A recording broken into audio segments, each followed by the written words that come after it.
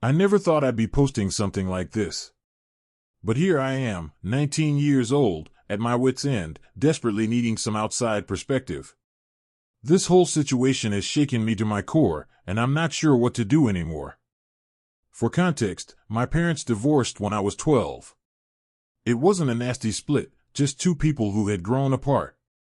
My dad remarried 2 years ago to Sarah, who's 38. At first, things were okay. We weren't exactly best friends, but we were civil. That all changed just a few days ago. Last week, it was Sarah's birthday, and my dad, being the generous guy he is, bought her this ridiculously expensive diamond necklace.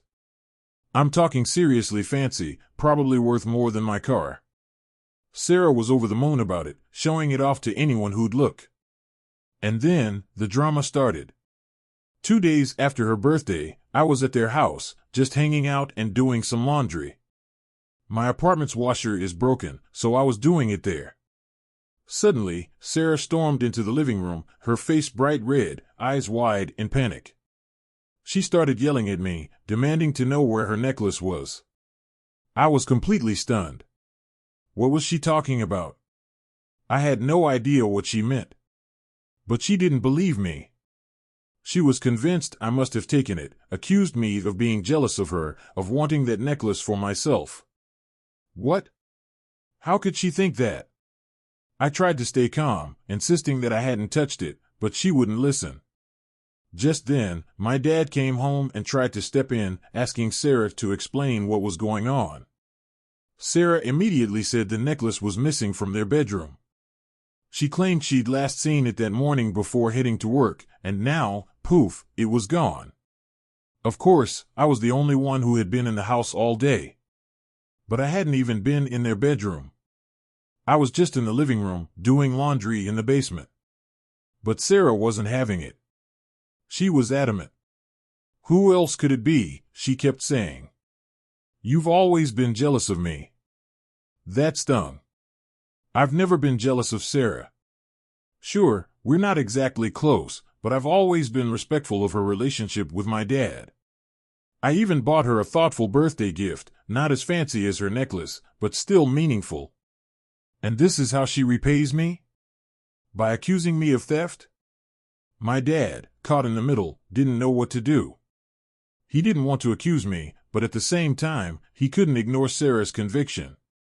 He asked me again, gently, if I was sure I hadn't seen or moved the necklace by accident. I told him again, firmly, that I hadn't. And then Sarah demanded that I empty my pockets and show her my bag. What? I was shocked. I was hurt. I didn't even know how to process this. But I did it. I emptied my pockets and showed her my bag, nothing. Of course, there was nothing there. But Sarah wasn't satisfied. She insisted that I must have hidden it somewhere, or taken it to my apartment. She even wanted to search my car, my apartment. I was holding back tears. I couldn't believe what was happening. How could they do this to me? But to my dad's credit, he said that was going too far. He told Sarah they needed to calm down and think this through. But Sarah didn't care. She kept accusing me, saying things like, "You've never accepted me as part of this family. You're trying to sabotage our marriage." I snapped. I couldn't take it anymore. I grabbed my stuff and left, telling them to call me when they found the necklace. As I was walking out, I heard Sarah tell my dad that if he didn't do something about it, she was going to call the police and report me for theft. I drove home in tears, feeling completely betrayed. I've always had a good relationship with my dad, and I thought things were okay with Sarah. But now, it felt like I was being treated like a criminal in my own family. The next day, my dad called me. He apologized for how things had escalated, but then asked, "Are you absolutely sure you didn't take the necklace?" He said he believed me, but he had to ask. I told him again that I hadn't, and I was hurt that they would even consider this. He sighed, said he'd talk to Sarah again, and asked me to be patient. Give her time to calm down. But I was still upset. Over the next few days, things only got worse. Sarah started posting on social media about how someone had stolen her birthday gift, heavily implying it was me. Some of our mutual family friends started messaging me, asking what was going on. What was I supposed to say? I didn't want to badmouth Sarah, but I didn't want people thinking I was a thief either. So I just told them it was a misunderstanding, that it would hopefully get resolved soon. Then my mom found out. She was furious. She wanted to confront Sarah and my dad, but I begged her not to. I was terrified it would make everything worse. A week has passed now, and the necklace still hasn't turned up. Sarah still thinks I took it. Now, she's refusing to let me in their house and has told my dad he needs to choose between us. Choose. Can you believe that? My dad is stuck in the middle, trying to be fair. He says he believes me, but it's clear he has doubts. Every time he asks me to think really hard about whether I might have moved the necklace, it feels like another betrayal. I've racked my brain, trying to think if there's any possible way I could have moved it without realizing it, but I know I didn't. I wasn't even in their bedroom that day. But Sarah's adamant it was in her jewelry box that morning, and I'm the only one who could have accessed it. The worst part? I feel like I'm losing my family over something I didn't do. I can't sleep. I can't focus on anything. My anxiety is through the roof, and I don't know what to do next. I've considered buying a replacement necklace just to make this go away, but I know that would be seen as an admission of guilt. Plus, I couldn't even afford something like that. My friends are supportive. They tell me to stand my ground, not to let Sarah bully me. But they don't get it. They don't understand how much it hurts to have my family doubt me like this. And the worst part of all? It feels like I've permanently damaged my relationship with my dad. He says he believes me, but I can see the doubt in his eyes.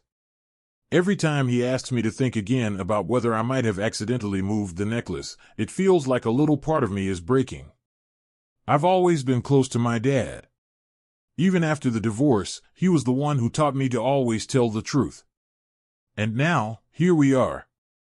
All because of a missing necklace. And I'm terrified that this is going to tear everything apart. I thought I was standing up for what's right, but now, it feels like everything is crumbling. My world, my relationships, they're all slipping through my fingers. My dad. I never imagined he'd question me like this. How could he?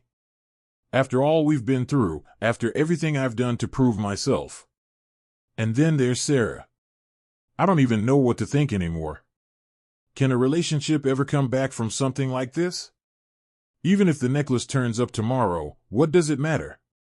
The fact that she was so quick to accuse me, without a second thought, without even considering another possibility, that's what hurts. That's what's been gnawing at me. It's shown me how she really feels about me. I mean, how could I ever look at her the same way again? Part of me wants to walk away. Just pack up, walk away from it all. I want to tell my dad, I'm done. I can't keep living like this. I can't be around people who think I'm capable of something like this. But I know. I know if I do that, if I pull away, I'll just look guilty. And I don't want to lose my relationship with my dad over this. But how do I keep defending myself without looking defensive? How do I stop engaging without looking like I'm hiding something? It's a trap. There's no winning here. My phone. I've started fearing it. Every time it rings, my heart races. Is it my dad? More questions? Or is it Sarah, with more accusations, more anger? I can't take it. I've stopped going to family gatherings because I can't stand the whispers. The side eyes. My own family looking at me like I'm a criminal. I just want to disappear. And then there's my mom, she keeps telling me to stand up for myself. Demand an apology from Sarah, she says. But I'm scared. I'm terrified that if I get more aggressive, it'll only make things worse. Do I really want to force my dad to choose sides more than he already has? It's all too much. I've had nightmares about this necklace. It's always the same. I find it in my pocket or in my room, even though I know, deep down, that's impossible. I wake up in a cold sweat, heart pounding, wondering if somehow, it's true. The rational part of me says the necklace must be somewhere in their house. Maybe misplaced? Overlooked? But with each passing day, it feels less and less likely that it will ever be found. At this point, I don't even care about proving my innocence anymore. I just want it to end. I just want this nightmare to be over. I want my family back. I want to hug my dad without feeling like he's questioning whether I'm a liar. I want to walk into a family dinner without feeling like the outsider, like a pariah. But I can't just give in and say, I did it, when I didn't.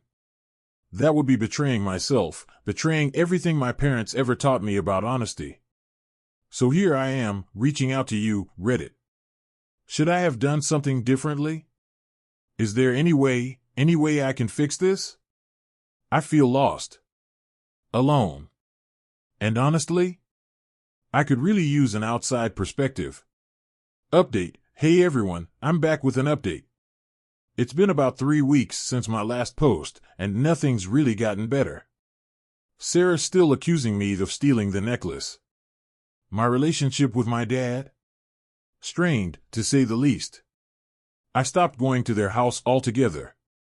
It hurt. I used to spend so much time there, but now I can't. Then, a breakthrough came. But not the kind I was expecting. It happened completely by accident. I was at the local shopping center, just trying to distract myself, window shopping like I've done 100 times before. And as I passed a coffee shop, something caught my eye. A familiar face through the window. Sarah. At first, I thought about walking away. I really didn't want another confrontation.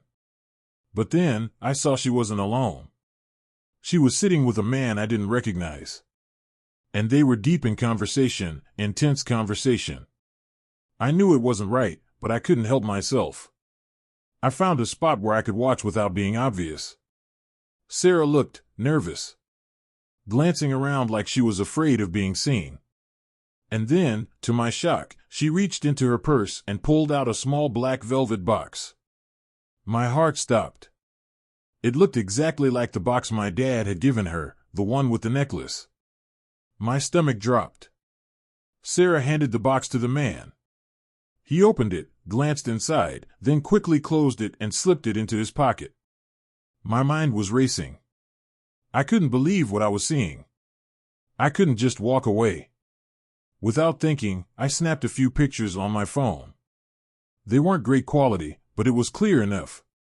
You could see Sarah and the man, and Sarah handing him the box. I didn't confront her. I couldn't. I was scared. Confused. Instead, I called my dad. My voice was shaking when I asked him to meet me outside the shopping center. He must have heard the urgency in my voice because he agreed immediately. When my dad arrived, I was a mess. Tears.